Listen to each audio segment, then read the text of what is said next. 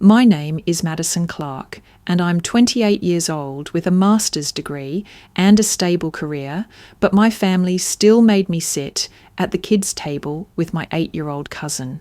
That was the last time they ever saw my face. I know what you're thinking. How does a grown woman with a PhD in marketing and a 6-figure salary end up being treated like a child at a family dinner? Well, let me take you back to where this pattern started, because trust me, the fancy restaurant incident wasn't the beginning. It was just the final straw. Growing up, I was always the afterthought in the Clark family. My older brother Daniel was the golden child, star quarterback, valedictorian, full scholarship to Stanford. My sister Rebecca was the perfect princess. Homecoming queen, married her high school sweetheart right after college, gave my parents their first grandchild at 23. And then there was me, the third wheel, the oops baby who came along 7 years after Rebecca, when my parents thought they were done having kids. I remember when I was 16, Daniel was getting married to his college girlfriend, Sarah. It was going to be this huge wedding, 200 guests, country club venue, the works. I was so excited to be a bridesmaid, maybe even the maid of honour, since Rebecca was pregnant and couldn't handle the stress. I had already started looking at dresses online when my mom sat me down in the kitchen one Tuesday afternoon. "Sweetheart, about Daniel's wedding," she said, not looking me in the eyes. "We've run into a little space issue with the guest list." "Oh, that's okay," I said, thinking maybe I'd have to invite fewer friends. "How many people can I bring?" "Well, honey, that's the thing. We're really tight on space, and with all of Daniel's fraternity brothers and Sarah's sorority sisters." She trailed off, fidgeting with her wedding ring. "Mom, what are you saying?" "We think it might be better if you stayed home that weekend. You know, someone needs to watch the house anyway, and you have that chemistry test the following Monday." I felt like I'd been punched in the stomach. "You're uninviting me to my own brother's wedding?" "It's not uninviting, sweetheart. It's just practical." Practical. That was always their word for excluding me. It was practical when they didn't wake me up for the family photo session the next Christmas because I looked tired. It was practical when they planned the family vacation to Europe the summer I was studying abroad because you're already travelling anyway. It was practical when they didn't tell me Dad was in the hospital until after his surgery because they didn't want to worry me during finals week. But the wedding thing broke something in me. I locked myself in my room for 3 days, coming out only when my parents weren't home. Daniel never even called to explain or apologise. He just sent me a text 2 days before the wedding. "Sorry you can't make it, sis. We'll miss you." "We'll miss you," like I had chosen not to come. The pattern continued through college. When I graduated summa cum laude with my bachelor's degree in marketing, my family showed up, but only my parents. Daniel had a work emergency and Rebecca had to stay home because little Emma had a runny nose. During the graduation ceremony, I watched other families whooping and cheering for their graduates, taking dozens of photos, going out for celebratory dinners. My parents clapped politely, took exactly 3 photos, one of me alone, one with just my mom, one with just my dad. And then we went to Applebee's. "We're so proud of you, honey," Mum said over her chicken tender salad. "A marketing degree is so practical." There was that word again, practical. When I got into grad school, I thought things might change. Maybe having a daughter pursuing a PhD would make them see me differently. But the day I called to tell them I'd been accepted into Northwestern's program with a full scholarship, My mum's first response was, "Oh, that's nice, dear. Hold on, Daniel's calling about the baptism plans for little Michael." I spent 2 years getting my master's degree, working 60-hour weeks between classes, and my graduate assistant position. I published 2 papers, won the department's research award, and graduated with a 4.0 GPA. The day I walked across that stage, there was exactly one person in the audience cheering for me, my roommate Sarah, who had driven 3 hours from Chicago because she said, "Someone needs to witness this badass moment." My family? Dad had a golf tournament he couldn't miss.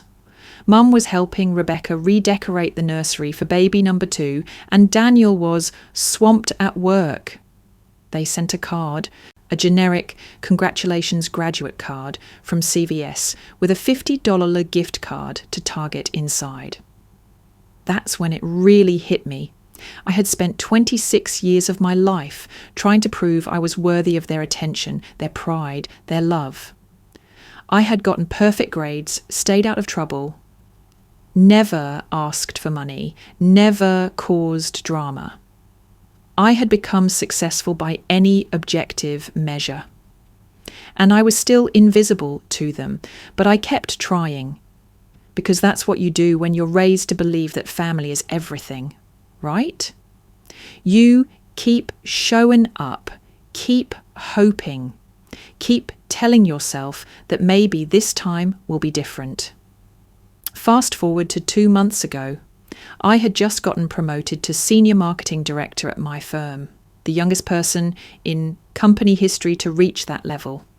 I was making $120,000 a year, had my own apartment in downtown Chicago, and was finally starting to feel like I had my life together. I thought maybe, just maybe, this achievement would be the one that made my family see me as an adult, as an equal. I called my mum to share the news, feeling genuinely excited for the first time in months. "Mum, guess what? I got the promotion." "That's wonderful, sweetie. Hold on, let me put you on speaker so Dad can hear." For a moment, I felt hopeful. They wanted Dad to hear the good news. "Madison got that promotion she was hoping for," Mum announced. "That's great, kiddo," Dad's voice came through the phone, but I could hear the TV in the background. Very practical career move. And then, without missing a beat, "Oh, before I forget, your brother's getting another promotion too. They're making him regional manager. He'll be overseeing 4 states now." "Wow, that's amazing," I said, trying to sound enthusiastic while my heart sank. "When did that happen?" "Last month," Mum said. "We've been so busy planning the celebration dinner. Rebecca's organising the whole thing. You know how good she is at parties." "A celebration dinner?" I asked. "Oh yes, the whole family's getting together this Saturday at Chez Laurent. You know, that fancy French place downtown. Daniel's treating everyone to celebrate his promotion." I waited for the invitation. Surely they were calling to invite me to my brother's celebration dinner, right? "That sounds lovely," I said finally. Mum agreed. "Rebecca's even hiring a babysitter so she and Tom can really enjoy themselves. It'll be nice to have a proper adult evening out." The silence stretched between us. I realised they weren't going to invite me. They had just casually mentioned this family celebration that I wasn't part of, like it was completely normal. "Well," I said, my voice smaller than I intended, "I should let you go." "Okay, sweetie, congratulations again on your little promotion." My little promotion. Not your amazing achievement, or we're so proud, or even just your promotion, my little promotion. I hung up the phone and sat in my apartment, staring out at the Chicago skyline. Here I was, 28 years old, successful, independent, and I still felt like that 16-year-old girl who wasn't invited to her brother's wedding. That's when my phone buzzed with a text from Rebecca. "Hey sis, totally forgot to mention, we're doing a family dinner Saturday for Dan's promotion. Can you come?" Fair warning though, it's at a really fancy place, so try to dress appropriately. And just so you know, the kids will be there too, since we couldn't find a sitter last minute after all. See you at 7. I stared at that text for a full 5 minutes. The casual tone, the last-minute invitation, the condescending comment about dressing appropriately, the assumption that I'd just drop everything to attend. And then the kicker, the kids would be there after all. But you know what? I was desperate for any connection with my family. So, despite every red flag, despite the pattern of being treated like an afterthought, I texted back, "I'll be there." I spent the entire week planning for that dinner. I bought a new dress, a sophisticated navy blue number that cost more than I usually spent on clothes in 3 months. I got my hair done professionally. I even practiced conversation topics in my mirror, preparing interesting stories about my work that might actually impress them. Saturday evening came and I arrived at Chez Laurent at exactly 7 p.m. The restaurant was gorgeous, dim lighting, white tablecloths, servers in bow ties. The kind of place where you whisper and use your good posture. I spotted my family immediately at a large round table near the windows. And that's when I saw it. The table setup that would change everything. There were 2 tables. The main table, elegantly set for 8 adults, where my parents sat with Daniel and his wife, Sarah, Rebecca, and her husband, Tom. And 2 empty chairs that I assumed were for more family friends or maybe extended relatives. And then there was a smaller table about 10 feet away, clearly set up for children, with plastic cups and colouring placemats. Sitting at that table were my niece Emma, who was 8, my nephew Jack, who was 10, and my 6-year-old niece Sophie. But there was a 4th place sitting at the kids' table, with a regular-sized chair. "Madison," my mother's voice cut through my confusion. "There you are. Come here, sweetie." I walked over, still processing what I was seeing. "We've got you set up right over there," she said, brightly, gesturing toward the kids' table. The children were so excited when we told them Aunt Madison would be sitting with them tonight. I felt the blood drain from my face. "I'm sorry, what?" "Well, we had to make some adjustments to the seating," Rebecca chimed in, not looking up from her menu. "The Hendersons are joining us. You remember Daniel's business partners, and we needed space at the main table for the adults." "The adults," I repeated slowly. "You know what I mean," Rebecca said with a laugh. "The married couples, the grown-ups with real responsibilities." Daniel, my 30-year-old brother, who still asked Mom to do his laundry when he visited, nodded along. "Besides, someone needs to watch the kids. You're so good with them, Maddie." I looked around the table. 8 places for the adults. My parents, who were 58 and 56. Daniel and Sarah, 30 and 29. Rebecca and Tom, 31 and 32. And the Hendersons, who I now noticed were walking toward our table, a couple who looked to be in their early 30s. And then there was me, Madison Clark, 28 years old, PhD in marketing, senior director at a Fortune 500 company who made more money than half the people at that adult table, being asked to sit with the children because I wasn't married. "Aunt Madison," Emma called out from the kids' table. "Come sit with us. Grandma said you're going to help us order." I stood there for what felt like an eternity, but was probably only 30 seconds. The restaurant buzzed with conversation around us. Servers glided between tables, with trays of expensive wine and artfully plated appetizers. And my family sat there, completely oblivious to the fact that they had just relegated their 28-year-old daughter and sister to the children's table like she was a babysitter. They weren't even paying. That's when something inside me snapped, not in an explosive, dramatic way, more like a quiet, final click of a door closing. I looked at my family, really looked at them. My mother already deep in conversation with Mrs. Henderson about some charity board she was joining. My father discussing golf handicaps with Mr. Henderson. Daniel and Sarah scrolling through photos of their latest vacation on his phone. Rebecca and Tom debating whether to order a second bottle of wine. None of them were looking at me. None of them seemed to notice or care that they had just assigned their accomplished adult daughter and sister to child supervision duty at what was supposed to be a family celebration. I walked over to the kids' table, where Emma was excitedly showing me her colouring placemat. "Aunt Madison, look, I coloured the butterfly purple. Do you like it?"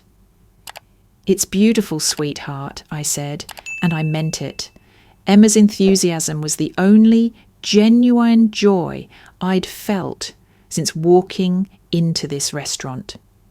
I sat down in the chair that had been designated for me. The kids chatted happily about school and cartoons and their favourite foods. They included me in their conversations with the easy acceptance that children have. They didn't care that I wasn't married or didn't have kids of my own. To them, I was just Aunt Madison, and I was interesting enough exactly as I was. Meanwhile, 10 feet away, my family was having animated discussions about business deals and vacation plans and home renovations. Occasionally, one of them would glance over at our table, not to include me in their conversation, but to make sure I was adequately supervising their children. When the server came to take our orders, he approached the main table first. I watched my family order appetizers and expensive cuts of steak and salmon. They ordered a $200 bottle of wine to share. They were celebrating, laughing, toasting Daniel's success. Then the server came to our table. "And what can I get for you little ones tonight?" he asked cheerfully. "I'm not," I started to say, then stopped. Because what was the point? "We'll need a few more minutes." "Of course. And would you like to see the kids' menu?" I looked around at the 3 actual children at the table, then back at the server. "Yes, please." As he walked away, 10-year-old Jack looked at me with the brutal honesty that only children possess. "Aunt Madison, how come you have to sit with us? You're a grown-up." "That's a very good question, Jack," I said quietly. And that's when it hit me. This wasn't about seating arrangements or space constraints or business partners. This was about my family's fundamental inability to see me as an equal adult human being. In their minds, I wasn't married, so I wasn't really a grown-up. I didn't have children, so I wasn't really responsible. I wasn't coupled, so I wasn't really complete. I was 28 years old, and in my family's eyes, I might as well have been 8. I sat there for another 20 minutes, helping Emma cut her chicken tenders and listening to Sophie tell me about her imaginary friend named Rainbow Sparkles. The kids were delightful company, but every laugh from the adult table felt like a reminder of where I wasn't welcome. Finally, I couldn't take it anymore. I reached into my purse and pulled out my phone, opening my notes app. I typed a quick message. "Emergency at work. Have to go. Sorry to miss dinner." I screenshots it and sent it to the family group chat. Then I quietly stood up. "Aunt Madison, where are you going?" Emma asked, looking up from her mac and cheese. "I have to go to work, sweetheart," I said, leaning down to give her a hug. "But you guys enjoy your dinner, okay?" "Will you come back?" Sophie asked. I looked over at the adult table where my family was still deep in conversation, completely unaware that I'm one preparing to leave. "I don't think so, honey." I walked past the adult table on my way to the exit. My mother glanced up as I passed. Where are you going, dear? We haven't even had the main course yet. I have to go, I said simply. Work emergency. Oh no, can't it wait? We're about to order dessert and no, Mom, it can't wait. I didn't wait for her response. I walked out of that restaurant, past the hostess, past the couples waiting for tables, past the life I had been trying so hard to fit into. Outside, the Chicago evening was cool and clear. I stood on the sidewalk for a moment, breathing in the city air, feeling lighter than I had in years. I had spent 28 years trying to earn a seat at my family's adult table. Tonight, I realized I didn't want it anymore. I made it exactly 3 blocks from Chez Laurent before my phone started buzzing. The first call came from my mother at 8:47 p.m., just as I was unlocking my car door. I let it go to voicemail. Then another call, and another. By the time I got home to my apartment, I had missed 15 calls and received 23 text messages. My phone looked like it was having a seizure, with all the notifications lighting up the screen. I poured myself a glass of wine, a much better bottle than anything they were probably drinking at their fancy celebration, and sat on my couch to read through the messages. They were illuminating. Mom, 8:52 p.m. Honey, where did you go? The kids are asking for you. Mom, 8:55 p.m. Madison, please call me back. We're worried. Rebecca, 9:03 p.m. Seriously, you're going to make this about you. It's Daniel's night. Daniel, 9:08 p.m. What's your problem? We were having a nice family dinner. Mom, 9:15 p.m. I don't understand why you left. We miss you. Dad, 9:23 p.m. Your mother is upset. Come back and we'll figure this out. And then my personal favourite from Rebecca at 9:31 p.m. You're being so dramatic. It was just seating arrangements. Grow up. Grow up. The irony wasn't lost on me. I set my phone on silent and took a long, hot shower. When I emerged, there were 12 more missed calls and a voicemail from my brother that I wasn't quite ready to listen to yet. Instead, I called the one person who I knew would understand what had just happened. Sarah Chen speaking, came the familiar professional voice of my best friend from college. It's me, I said. And before you ask, yes, I'm calling at 10 p.m. on a Saturday night. And yes, I'm about to dump all my family drama on you. Sarah's tone immediately shifted from lawyer, professional, to concerned friend. Madison, what happened? Are you okay? I just walked out of my brother's promotion dinner because they made me sit at the kids' table. There was a pause. I'm sorry, what? You're 28 years old. Apparently, in my family's mind, unmarried equals child.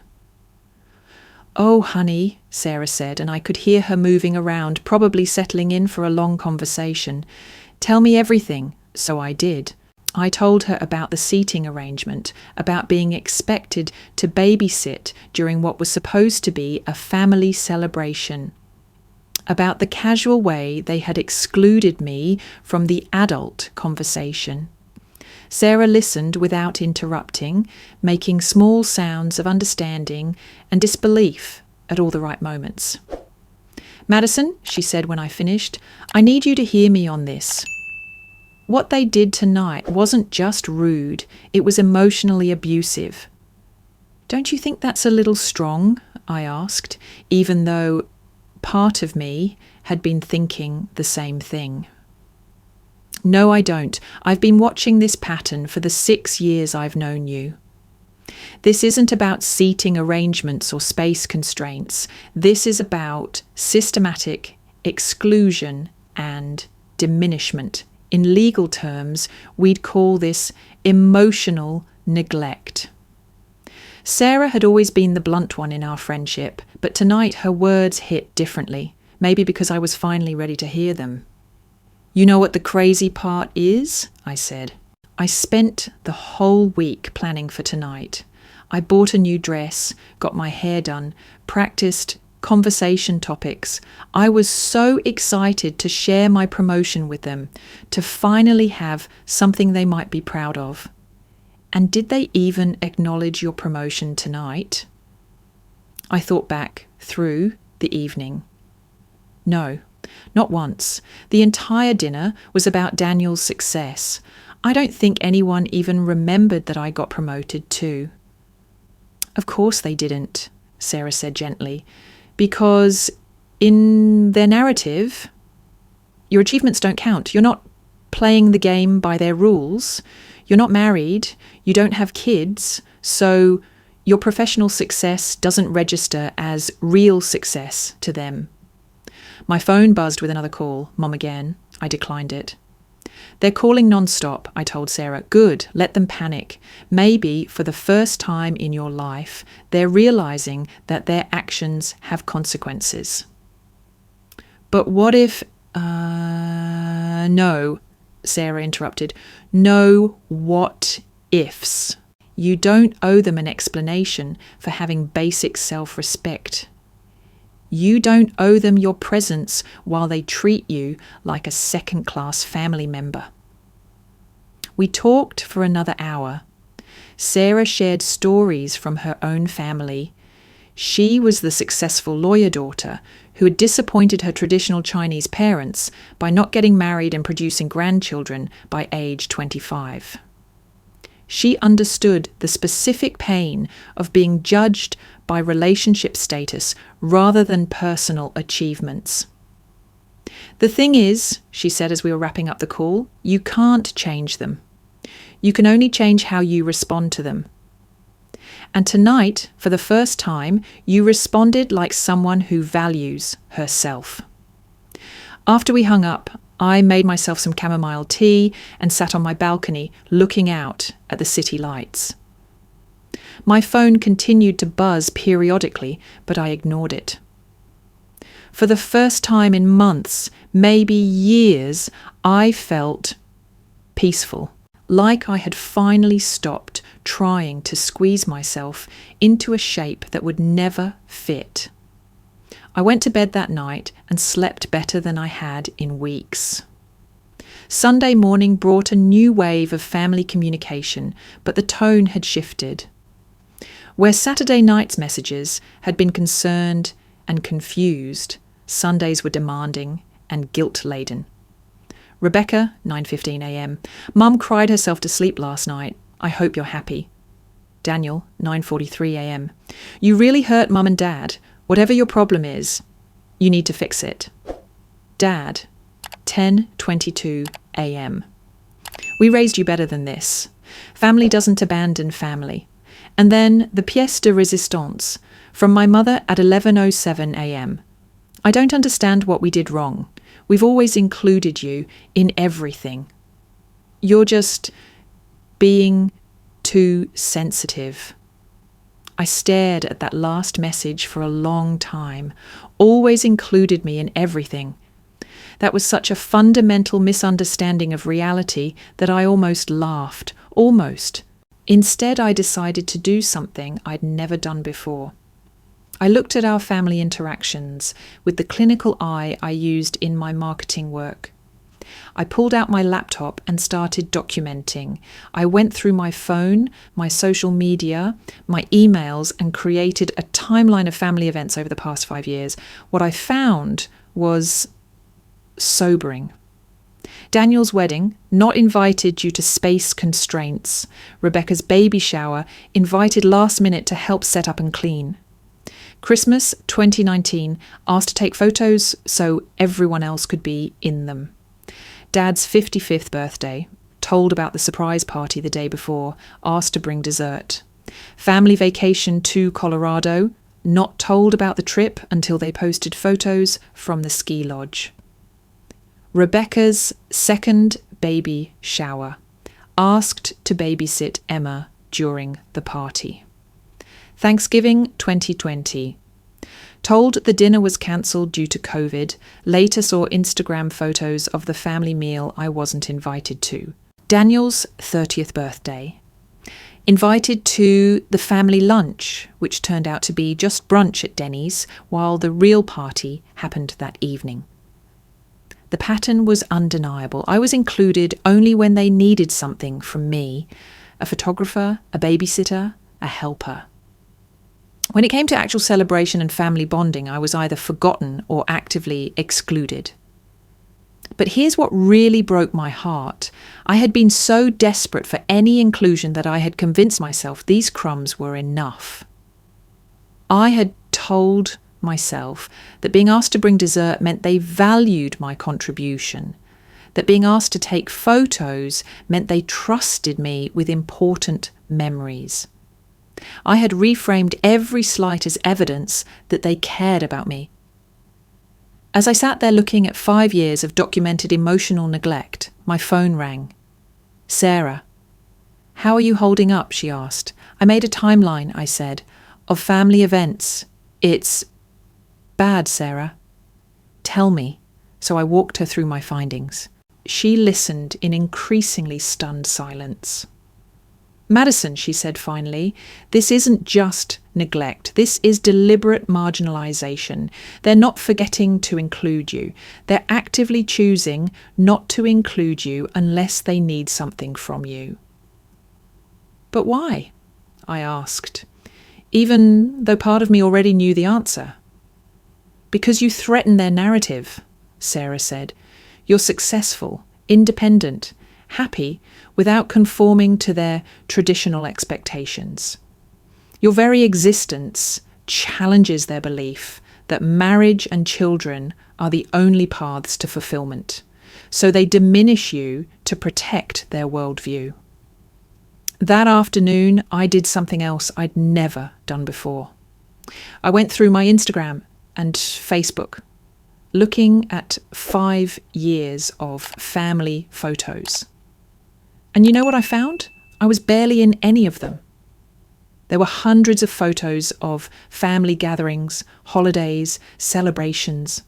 Photos of my parents with Daniel and Sarah. Photos of my parents with Rebecca and Tom and the grandkids. Photos of all the siblings together. Photos of the grandkids with their aunts and uncles. But photos that included me. I found 12 photos in 5 years where I was included in family memories. And in most of those, I was either taking the photo, you could see my arm extended, or I was clearly an afterthought, squeezed into the edge of the frame. This wasn't accidental. This was systematic erasure. Monday morning brought a different kind of message. My mother had shifted tactics. Mom, 8:30 a.m. "Sweetheart, I talked to Rebecca and Daniel. We realise we might have hurt your feelings Saturday night. Why don't you come over for dinner tonight? I'll make your favourite. Chicken parmesan. We can talk about this." For a moment, I felt the old familiar hope. Maybe they were finally ready to acknowledge the problem. Maybe. Then I caught myself. This was the same pattern that had played out dozens of times before. Madison gets upset. Family minimises the issue, hurt your feelings, offers a small gesture, favourite dinner, and expects everything to go back to normal without any real change or accountability. I called in sick to work, the first sick day I'd taken in over a year, and spent the day with my therapist. Dr. Rodriguez had been gently pointing out these family dynamics for months, but I hadn't been ready to see them clearly. "Madison," she said during our emergency session, "what would it feel like to respond to your family from a place of self-respect rather than desperation for their approval?" It was a question that changed everything. That evening, instead of going to my mother's chicken parmesan peace offering, I crafted a response. I wrote and rewrote it 17 times, wanting to get the tone exactly right. Firm, but not angry. Clear, but not cruel. Finally, I sent this text to the family group chat. I need everyone to understand that Saturday night wasn't about seating arrangements. It was about a pattern of behaviour that I can no longer accept. For years, I have been treated as less important than my married siblings, excluded from family decisions and celebrations, and included only when you need something from me. The fact that you asked a 28-year-old PhD to sit at the kids' table because she's not married is just the most recent example of this treatment. I love all of you, but I need time and space to process this relationship dynamic. I won't be coming to dinner tonight, and I need you to respect my boundary of not contacting me while I figure out how to move forward. I hit send before I could chicken out.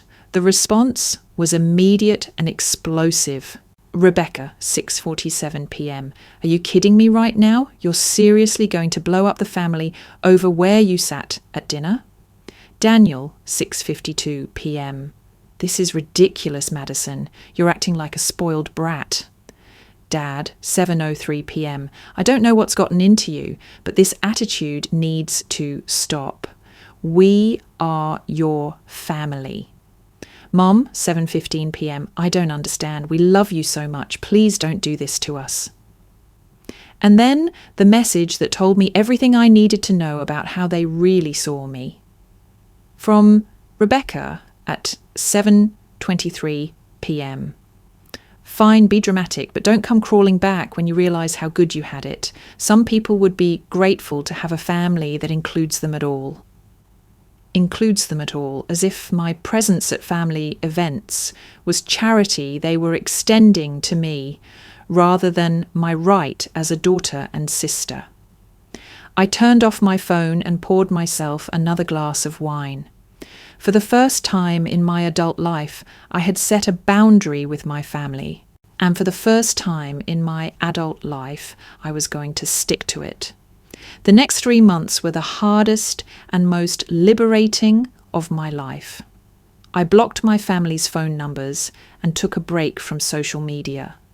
I threw myself into therapy, into work, into friendships I had neglected while chasing my family's approval. I learned how to cook for one without feeling lonely. I took weekend trips without having to explain myself to anyone. I bought a beautiful piece of art for my living room without worrying whether my family would think it was practical. Sarah was right. I couldn't change my family, but I could change how I responded to them. And for the first time in 28 years, I was responding like someone who believed she deserved respect. I also learned something else during those 3 months. I was happier without them. The constant low-level anxiety I'd carried for years, the worry about whether I was good enough, successful enough, worthy enough, began to fade. I started sleeping better, laughing more, feeling genuinely proud of my accomplishments, instead of desperately hoping they might be impressive enough to earn my family's acknowledgement. Around month 2 of our estrangement, I got promoted again, this time to Vice President of Marketing. I was the youngest VP in the company's history. 6 months earlier, my first instinct would have been to call my family with the news, hoping this achievement might finally be big enough to earn their respect. Instead, I called Sarah, who screamed with excitement and immediately planned a celebration dinner. I called my mentor at work, who told me how proud she was of my growth. I called my college roommate, who sent flowers to my office. I didn't need my family's validation to feel proud of myself. I had other people in my life who celebrated my successes without conditions, who valued me for who I was rather than what role I played in their lives. But the most important call I made was to Dr. Rodriguez. I got the promotion, I told her. Congratulations, how does it feel? It feels enough, I said. Like, I'm proud of myself, and that's enough. I don't need anyone else to validate it for me. That's beautiful, Madison. You've done the hard work of learning to value yourself. 3 months and 2 weeks after I walked out of Chez Laurent, my father called from a number I didn't recognise. I almost didn't answer, but something made me pick up. Madison, it's Dad. Hi, Dad. We need to talk. Can you come over? I'm not ready for that yet, I said calmly. Madison, this has gone on long enough. Your mother, she's not doing well. She misses you. I felt the old familiar pull, the urge to drop everything and rush to fix their discomfort. But I had learned something important in those 3 months. Their discomfort wasn't my responsibility to manage. I'm sorry to hear that Mum is struggling, I said. But I told you all that I needed time and space. I'm still processing. Processing what? We're your family. We love you. Dad, do you remember my college graduation? Of course I do. Do you remember who was there? There was a pause. Well, your mother and I were there. That's right, just you and Mom. Daniel had a work emergency and Rebecca couldn't find a babysitter. Do you remember Daniel's college graduation? Another pause, longer this time. Madison, I don't see what... The whole family was there. Grandparents, aunts, uncles, family friends. We took 100 photos and went to that expensive steakhouse afterward. Do you remember my master's graduation? Silence. No one came, Dad. Not one member of my family showed up to watch me get my PhD. Sarah drove 3 hours from Chicago because she said someone should witness it. Madison, I know, you had reasons. You always have reasons. Just like you had reasons for not inviting me to Daniel's wedding, and reasons for seating me with the 8-year-olds, and reasons for not telling me about family vacations until after they happened. I could hear him breathing on the other end of the line. The thing is, Dad, I spent 28 years accepting those reasons because I thought any inclusion was better than no inclusion. But I've realised something important. I deserve better than scraps of attention when it's convenient for everyone else. We never meant to make you feel that way. I believe that you never meant to hurt me, but impact matters more than intention. And the impact of your choices over the years has been to make me feel like I don't really belong in this family unless I'm useful to you. There was a long silence. Finally, Dad said, "What do you want from us, Madison?" It was a good question. What did I want? I want you to acknowledge that the way I've been treated isn't okay. I want you to understand that marriage and children aren't the only ways to be a successful adult. I want to be included in family decisions and celebrations, not because you need something from me, but because I'm your daughter and I matter. Of course you matter. Then prove it, I said gently. Show me that I matter. Don't just tell me. We talked for another 20 minutes. It wasn't a perfect conversation. Dad was defensive at times, and he struggled to understand why I couldn't just let bygones be bygones. But it was the first real conversation we'd had about our family dynamics, ever. When we hung up, I felt something I hadn't felt in years. Hope. Not desperate hope for their approval, but genuine hope that maybe with work and time and honest communication, we could build a healthier relationship. 2 weeks later, I got a text from my mother. Madison, your father and I have been talking. We'd like to take you to dinner, just the 3 of us. No agenda, no drama. We want to hear about your new promotion and catch up on your life. Would Saturday work? I stared at that text for a long time. It was different from their previous attempts at reconciliation. No guilt trips, no demands, no mention of how much I had hurt them. Just an invitation to connect. I texted back, I'd like that, but let's meet Somewhere public. How about that cafe downtown you like? Perfect, she replied. 2 p.m? See you then. As I put my phone down, I realized something had fundamentally shifted. I wasn't desperately grateful for their attention anymore. I was cautiously optimistic about the possibility of building something better. But I wasn't willing to sacrifice my self-respect to make it happen. For the first time in my life, I was approaching my family from a position of strength rather than need. And that made all the difference. Saturday couldn't come fast enough, but this time I wasn't spending the week preparing what to say or how to act. I was just going to show up as myself and trust that the person I had become was worthy of love and respect, with or without their approval. That realization was worth more than any seat at any table they could ever offer me.